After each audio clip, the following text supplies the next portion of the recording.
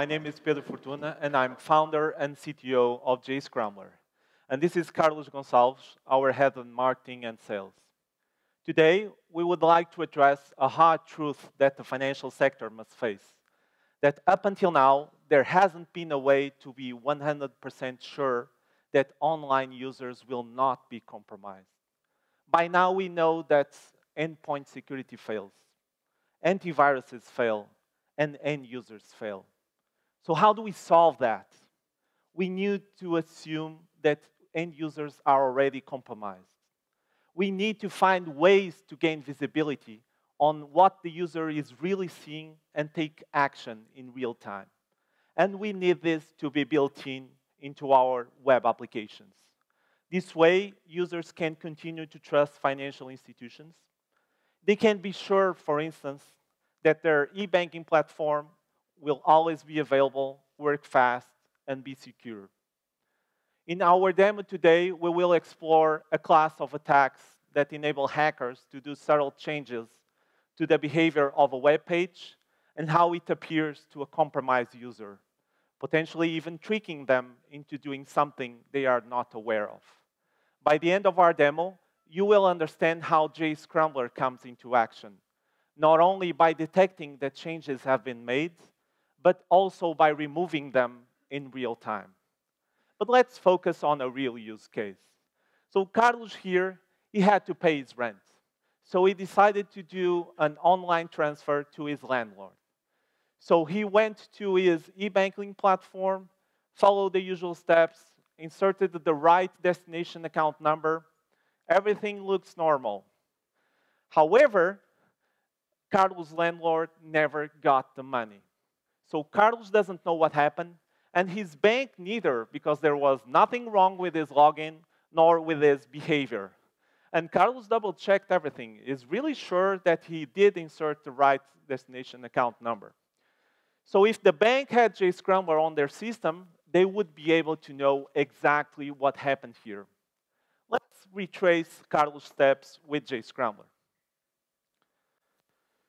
So here, Carlos will act as our everyday user accessing his online bank account. Everything looks normal. But wait, this is different. Interesting. It seems that the bank has a new mobile app, and it looks legit. If not, the bank would know. And Carlos trusts the bank. But let's see what Jscrambler tells us. Oh, there you go, tampering detected. It seems that the banner inviting the user to download the mobile app is fake. It was an injection that was able to show something that wasn't supposed to be there. But to the user, it seems that it was put there by the bank, but it wasn't. Some more details. So here you can see that in red, that Jscrambler was able to capture the exact injection that was able to display the malicious banner. In fact, this whole code refers to the page that the user is really seeing. And this is exactly what we are able to provide you. But let's not click the malicious banner and proceed. So Carlos will now log in.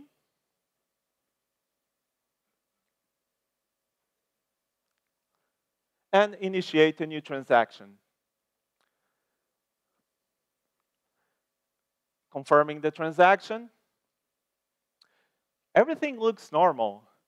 So how come Carlos' landlord didn't receive the money? Let's go back to Jscrambler.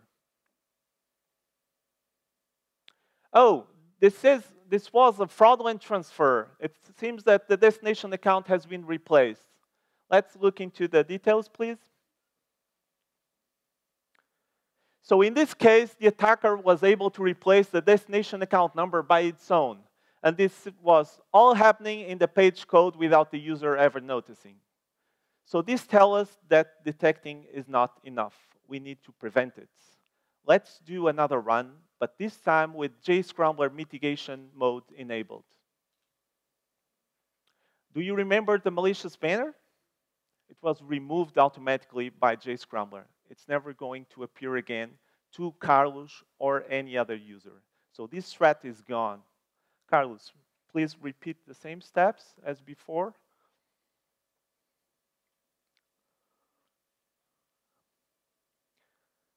Initiate the transaction.